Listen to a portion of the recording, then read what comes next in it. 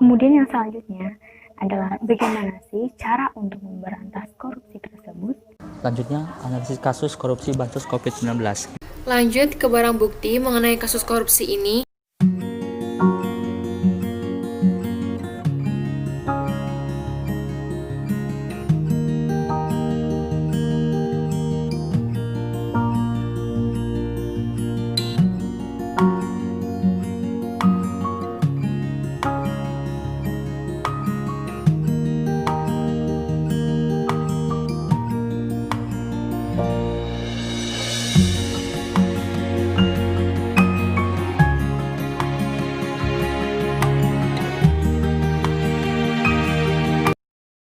Assalamualaikum warahmatullahi wabarakatuh.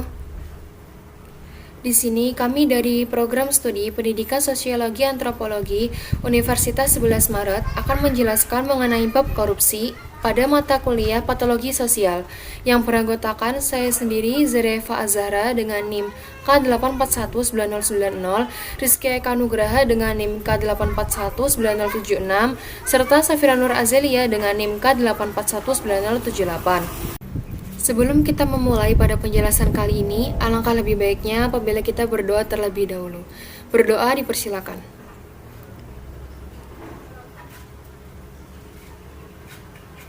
Berdoa tidak pernah dicukupkan. Lalu tujuan pembelajaran kita apa sih pada materi korupsi kali ini? Yang pertama, diharapkan kita semua dapat mengetahui pengertian korupsi dari Profesor Dr. Haji Andi Hamzah SH, dari Undang-Undang Nomor 24 Tahun 1960, pengertian dari Kamus Besar Bahasa Indonesia, serta pengertian secara garis besar atau kesimpulan. Lalu yang kedua, diharapkan kita semua dapat mengetahui teori-teori korupsi, dimulai dari teori korupsi CDMA, teori korupsi Jack Palance, teori cost-benefit model, teori willingness and opportunity to corrupt, serta teori korupsi Donald R. Creasy, yaitu fraud triangle theory. Yang ketiga, kita diharapkan dapat mengetahui dampak korupsi terhadap keuangan, perekonomian, dan pembangunan negara. Yang keempat, juga diharapkan kita dapat mengetahui langkah pemberantasan korupsi dengan langkah represif, edukasi dan kampanye, perbaikan sistem, dan lain sebagainya. Lalu yang terakhir ada analisis kasus. Kelompok kami mengambil berita korupsi mengenai bantuan dana sosial atau bansos COVID-19, di mana diharapkan kalian juga mengetahui awal mula kasusnya, barang bukti, dampak, solusi, dan penanggulangan. Yang pertama, pengertian dari korupsi. Menurut Prof. Dr. Haji Andi Hamzah SH menyatakan bahwa korupsi berasal dari bahasa Latin, yaitu corruptio, corruptus, yang kemudian muncul dalam banyak bahasa Eropa, Inggris, Prancis, yaitu corruption, bahasa Belanda, corruptio, yang kemudian muncul pula dalam bahasa Indonesia, yaitu korupsi. Selanjutnya, menurut Undang-Undang Nomor 24 Tahun 1960, pengertian korupsi menurut undang-undang ini adalah perbuatan seseorang yang dengan atau karena melakukan suatu kejahatan atau dilakukan dengan menyalahgunakan jabatan atau kedudukan. Selanjutnya, jika menurut Kamus Besar Bahasa Indonesia, korupsi jika dilihat secara bahasa yaitu penyelewengan atau penyalahgunaan uang negara atau perusahaan untuk kepentingan pribadi atau orang lain. Selanjutnya, pengertian korupsi menurut kami adalah tingkah laku atau perbuatan menyimpang dengan bentuk penyelewengan kewenangan dalam jabatan untuk memperoleh keuntungan pribadi dan merugikan kepentingan umum. Selanjutnya adalah teori korupsi. Yang pertama ada teori korupsi menurut Robert Likert atau CDMA teori. Korupsi terjadi karena adanya faktor kekuasaan dan monopoli yang tidak dibarengi dengan akuntabilitas. Selanjutnya ada teori korupsi menurut Jack Palance atau Ghosn teori. Menyebutkan bahwa faktor penyebab korupsi adalah keserakahan, kesempatan, kebutuhan, dan juga pengungkapan. Selanjutnya ada teori cost-benefit model. Menurut teori ini, korupsi ini terjadi jika manfaat korupsi yang didapat atau dirasakan lebih besar dari biaya atau resikonya, atau nilai manfaat bersih korupsi. Selanjutnya, berdasarkan motivasi pelaku. Korupsi dibedakan menjadi 5, yakni korupsi karena kebutuhan, korupsi karena ada peluang, korupsi karena ingin memperkaya diri sendiri, korupsi karena ingin menjatuhkan pemerintah, dan korupsi karena ingin menguasai suatu negara. Selanjutnya, ada teori willingness and opportunity to corrupt, yaitu korupsi terjadi jika terdapat kesempatan atau peluang dan juga niat atau keinginan. Selanjutnya, teori korupsi menurut Donald L. Creasy atau yang disebut dengan fraud triangle theory. 3 faktor yang mempengaruhi terhadap fraud atau kecurangan ialah kesempatan, motivasi, dan juga rasionalisasi. Baik, Lanjut ke materi berikutnya, yaitu dampak korupsi terhadap keuangan, perekonomian, dan pembangunan negara. Membaca Konsideran Undang-Undang Nomor 3 Tahun 1971 tentang pemberantasan tindak pidana korupsi bahwa perbuatan-perbuatan korupsi sangat merugikan keuangan negara, perekonomian negara, dan menghambat pembangunan nasional. Undang-Undang Nomor 20 Tahun 2001, Perubahan Undang-Undang Nomor 31 tentang Pemberantasan Korupsi, menyatakan bahwa tindak pidana korupsi yang selama ini terjadi secara meluas tidak hanya merugikan keuangan negara, tetapi juga telah merupakan pelanggaran terhadap hak-hak sosial dan ekonomi masyarakat secara luas, sehingga tindak pidana korupsi perlu digolongkan sebagai kejahatan yang pemberantasannya harus dilakukan secara luar biasa. Dr. Andes Sujono Karmi AK menyatakan masih terdapat beberapa akibat tindakan korupsi. Yang pertama, merusak sistem tatanan masyarakat. Yang kedua, penderitaan sebagian besar masyarakat, baik dalam sektor ekonomi, administrasi, politik maupun hukum. Dan yang ketiga, kehancuran perekonomian suatu negara yang diakibatkan tindak korupsi secara langsung atau tidak langsung akan mengakibatkan penderitaan bagi sebagian besar masyarakat. Kemudian yang selanjutnya adalah bagaimana sih cara untuk memberantas korupsi tersebut. Di sini saya akan menjelaskan ada 3 cara atau strategi untuk memberantas korupsi. Yang pertama adalah represif, yang kedua adalah edukasi dan kampanye, dan yang ketiga adalah perbaikan sistem. Yang pertama, represif. Strategi represif adalah upaya penindakan hukum untuk menyeret koruptor ke pengadilan. Hampir sebagian besar kasus korupsi terungkap berkat adanya pengaduan masyarakat. Pengaduan masyarakat merupakan salah satu sumber informasi yang sangat penting untuk diteruskan oleh KPK. Dalam strategi ini, tahapan yang dilakukan adalah yang pertama, ada pengaduan. Pengaduan ini adalah pengaduan oleh masyarakat kepada KPK yang melaporkan adanya kejadian korupsi di daerahnya tersebut. Kemudian KPK akan melakukan proses verifikasi dan penelaahan. Kemudian yang kedua adalah penyelidikan. Dalam hal ini, penyelidikan adalah serangkaian tindak penyelidik untuk mencari dan menemukan suatu peristiwa yang diduga sebagai tindak pidana guna menentukan dapat atau tidaknya dilakukan penyidikan menurut cara yang diatur dalam undang-undang. Kemudian langkah selanjutnya adalah penyidikan. Penyidikan di sini adalah serangkaian tindak penyidik dalam hal menurut cara yang diatur dalam undang-undang untuk mencari serta mengumpulkan bukti yang dengan bukti itu membuat terang tentang tindak pidana yang terjadi dan guna menemukan tersangkanya.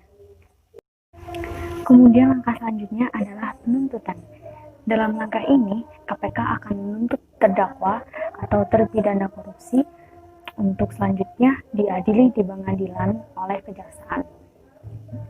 Kemudian jika tersangka tersebut sudah terbukti bahwa dia melakukan korupsi, maka tersangka akan segera dieksekusi dan dilakukan kurungan penjara. Untuk langkah strategi pemberantasan korupsi selanjutnya ialah strategi edukasi dan kampanye. Edukasi dan kampanye adalah strategi pembelajaran pendidikan anti korupsi dengan tujuan membangkitkan kesadaran masyarakat mengenai dampak korupsi, mengajak masyarakat untuk terlibat dalam gerakan pemberantasan korupsi, serta membangun perilaku dan budaya anti korupsi. Tidak hanya bagi mahasiswa dan masyarakat umum, namun juga anak usia dini, taman kanak-kanak, dan sekolah dasar. Itu bisa menjadi sasaran untuk sosialisasi pendidikan anti korupsi. Bisa juga contohnya dalam pembuatan film pendidikan anti korupsi sebagai edukasi.